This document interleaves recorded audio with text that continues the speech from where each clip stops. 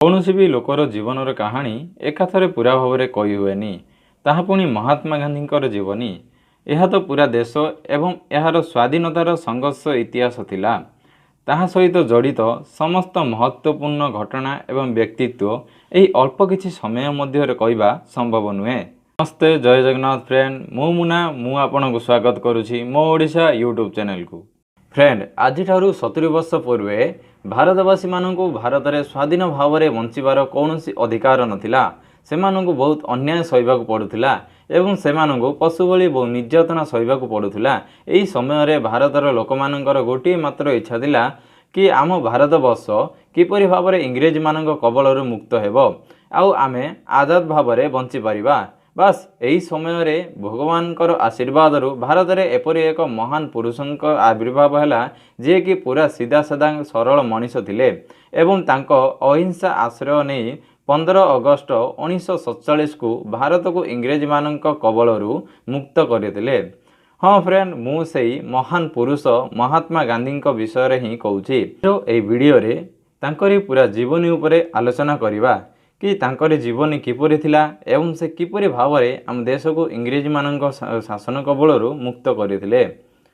ମହାତ୍ମା ଗାନ୍ଧୀଙ୍କର ଜନ୍ମ 2 ଅକ୍ଟୋବର 1869ରେ ଗୁଜରାଟର ପୋରବନ୍ଦରଠାରେ ହୋଇଥିଲା।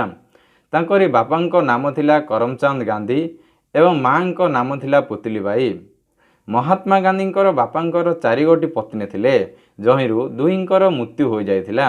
ମହାତ୍ମା ଗାନ୍ଧୀ ଥିଲେ ତାଙ୍କ ବାପାଙ୍କର ଚତୁର୍ଥ ପତ୍ନୀଙ୍କର ପୁତ୍ର। ଏକ ଲାଜକୁଳିଆ ଛାତ୍ର ଥିଲେ, ଅଧିକ ଲୋକମାନଙ୍କ ସହିତ କଥାବାର୍ତ୍ତା ହେଉନଥିଲେ। 1874 ମସିହାରେ ମହାତ୍ମା ଗାନ୍ଧୀଙ୍କର ବାପା ନିଜର ବାସସ୍ଥାନ ପୋରବନ୍ଦରକୁ ଛାଡ଼ି ରାଜକୋଟକୁ ଚାଲି ଆସିଥିଲେ ଏବଂ ଏହା ସହ 1876ରେ ସେ ସେଠାରେ ଦିବାନଗି ବନି ଯାଇଥିଲେ। ଗାନ୍ଧୀ ସେଠାରେ 9 ବର୍ଷ ବୟସ ବେଳେ ରାଜକୋଟରେ ଓକିଲାତି ପଢ଼ିବା ସହିତ 11 ବର୍ଷ ବୟସ ବେଳକୁ ତାଙ୍କର ହାଇସ୍କୁଲର ଶିକ୍ଷାକୁ ସମାପ୍ତ କରିଥିଲେ। ମହାତ୍ମା ଗାନ୍ଧୀଙ୍କୁ 13 ବର୍ଷ ବୟସରେ ଅର୍ଥାତ୍ 1883ରେ ତାଙ୍କର ବିବାହ କସ୍ତୁରବା ନାମକ ଏକ ସୁନ୍ଦର ବାଳିକା ସହିତ କରିଦିଆଗଲା, ଯିଏକି ମହାତ୍ମା ଗାନ୍ଧୀଙ୍କ ଠାରୁ 1 ବର୍ଷ ବୟସରେ ବଡ଼ ଥିଲେ। ଗାନ୍ଧୀଙ୍କର 18 ବର୍ଷ ବୟସରେ ଏକ ପୁତ୍ର ସନ୍ତାନ ଜନ୍ମ ନେଇଥିଲା, କିନ୍ତୁ କିଛି ଦିନ ପରେ ତାଙ୍କର ମୃତ୍ୟୁ ଘଟିଥିଲା। ଏହି ସମୟରେ ମହାତ୍ମା ଗାନ୍ଧୀ ଅହମ୍ମଦାବାଦଠାରେ ଗ୍ରାଜୁଏସନ୍ ସମାପ୍ତ କରି ଓକିଲାତି ପଢ଼ିବା ପାଇଁ ଇଂଲଣ୍ଡକୁ ଚାଲି ଆସିଥିଲେ। ମହାତ୍ମା ଗାନ୍ଧୀ ଇଂଲଣ୍ଡରେ ଓକିଲାତି ପଢ଼ିବା ସମୟରେ ତାଙ୍କ ମାଙ୍କର ମୃତ୍ୟୁ ଘଟିଥିଲା, କିନ୍ତୁ ମହାତ୍ମା ଗାନ୍ଧୀଙ୍କୁ ଏହି ବିଷୟରେ କୌଣସି ବି ବ୍ୟକ୍ତି କହିନଥିଲେ। 1891ରେ ଯେତେବେଳେ ନିଜର ଓକିଲାତି ସାରି ମହାତ୍ମା ଗାନ୍ଧୀ ଭାରତ ଆସିଥିଲେ, ସେତେବେଳେ ସେ ଜାଣିବାକୁ ପାଇଥିଲେ ତାଙ୍କର ମା ଆଉ ନାହାନ୍ତି। ଏହା ଶୁଣି ମହାତ୍ମା ଗାନ୍ଧୀଙ୍କୁ ବହୁତ ଖରାପ ଲାଗିଥିଲା।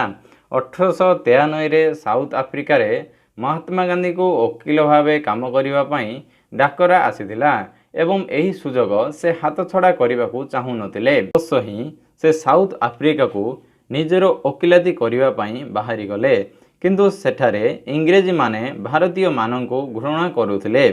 ଗୋଟିଏ ଦିନର କଥା, ଗାନ୍ଧୀଜୀଙ୍କୁ କୋର୍ଟକୁ କୌଣସି କେସ୍ ଲଢ଼ିବା ପାଇଁ ଯିବାର ଥିଲା ଏବଂ ଗାନ୍ଧୀଜୀ ଟ୍ରେନ୍ର ଫାର୍ଷ୍ଟ କ୍ଲାସ୍ ଟିକେଟ୍ ବୁକିଂ କରି ଟ୍ରେନ୍କୁ ଚଢ଼ିଗଲେ, କିନ୍ତୁ ଏହି ସମୟରେ ସେଠାରେ ଇଂରେଜମାନଙ୍କର ଶାସନ ଚାଲିଥିଲା ଏବଂ ସେମାନେ ଭାରତୀୟମାନଙ୍କୁ ଘୃଣା କରୁଥିଲେ।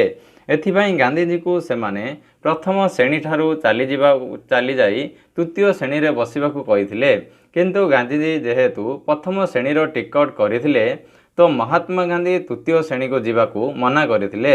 ଏହି ସମୟରେ ଇଂରେଜମାନେ ରାଗିଯାଇ ଗାନ୍ଧୀଜୀଙ୍କୁ ଟ୍ରେନ୍କୁ ତଳକୁ ଠେଲି ଦେବା ସହିତ ତାଙ୍କର ସାମାନପତ୍ର ସବୁ ତଳକୁ ଫୋପାଡ଼ି ଦେଇଥିଲେ। ବାସ୍ ଏହିଠାରୁ ମହାତ୍ମା ଗାନ୍ଧୀଙ୍କର ଜୀବନ ଏକ ନୂଆ ମୋଡ଼ ନେଇଥିଲା ଓ ଏହି ସମୟଠାରୁ ସେ ବିଭିନ୍ନ ଶାନ୍ତିପୂର୍ଣ୍ଣ ଆନ୍ଦୋଳନ କରିବା ଆରମ୍ଭ କରି 15 ଅଗଷ୍ଟ 1947କୁ ଭାରତକୁ ଇଂରେଜ ଶାସନ କବଳରୁ ମୁକ୍ତ କରିଥିଲେ। ସେ କହୁଥିଲେ, ମୁଁ ମରିବାକୁ ପ୍ରସ୍ତୁତ ଅଛି, କିନ୍ତୁ ଏପରି କୌଣସି କାରଣ ନାହିଁ ଯାହାଦ୍ୱାରା ମୁଁ ମାରିବାକୁ ପ୍ରସ୍ତୁତ ହେବି।